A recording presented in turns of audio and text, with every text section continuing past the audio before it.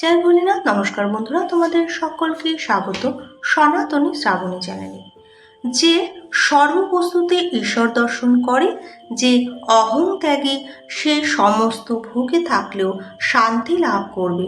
সমস্ত নদ নদী সাগরে গিয়ে পড়লেও যেমন সমুদ্রের কিছু হয় না, ভোগে ত্যাগ নয়, শুধু আমিত্ব ত্যাগ। ঈশ্বরের দানকে ত্যাগ করো না, তার দান ত্যাগ করা মানে ঈশ্বর অবমাননা।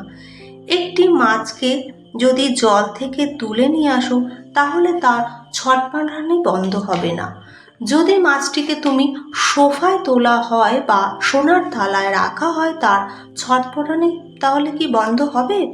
তার যে চাই জল, অর্থাৎ অপরা আত্মা। আর মানুষের শান্তি কোথায় তাহলে? ঈশ্বরে, গুরুতে। প্রতিটি জীব ঈশ্বরের প্রতিমূর্তি। আমরা স্বার্থপর, তাই এত দুঃখ। নিঃস্বার্থভাবে আমরা কোনো কাজ করতেই পারি না। সর্বভূতে আমরা যদি ঈশ্বর দর্শন করতে পারি, ভক্তি করতে পারি, স্বার্থশূন্য কর্ম করতে পারি, কিছুক্ষণ তপস্যা করতে পারি, সহিষ্ণুতা অর্জন করতে পারি, অহং ত্যাগ করে, তাহলে শান্তি কিন্তু মিলবে। প্রকৃতি অর্থাৎ জড়জগৎ পরিবর্তনশীল, তাই সুখ দুঃখ স্থায়ী হয় না। ভগবান স্থায়ী সুখ দিলে তো পুজো অর্চনাই করা যাবে না, মোক্ষধামে যাওয়ার চেষ্টাই করা হবে না।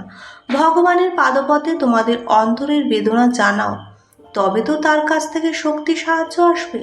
নিজের মনটাকে বৈরাগ্য জগতে নিয়ে যেতে হবে। আমাদের অন্তরে যে ঈশ্বর বাস করেন, তার খোঁজও নেই, তাই শান্তির খোঁজ মিলবে কি করে? রবীন্দ্রনাথ একটি গানে বলেছিলেন, আমার হিয়ার মাঝে লুকিয়েছিলে, দেখতে আমি পাইনি। বাউল বলেছিল, আমার ভিতর ও বাহিরে, অন্তরে অন্তরে আছো তুমি হৃদয় জুড়ে। তাই তোমার নিজের মধ্যে যে ঈশ্বর আছে, তাকে জাগ্রত করো। শান্তি একমাত্র তিনিই দিতে পারেন। আমাদের পঞ্চ ইন্দ্রিয় দেহকে সুখ দিতে পারেন, কিন্তু মনকে শান্তি নয়। মনকে শান্তিও দিতে পারে একমাত্র পরমাত্মা। আমরা যদি কাজের মধ্যেও সুখ চিন্তা না করে জ্ঞান আরোহণ করি, তবেই আমাদের সুখ শান্তি আসবে। ভিডিওটি এখানেই শেষ করলাম। কেমন লাগলো অবশ্যই কমেন্টের মাধ্যমে জানাবেন এবং সাবস্ক্রাইব করে পাশে থাকবেন। নমস্কার।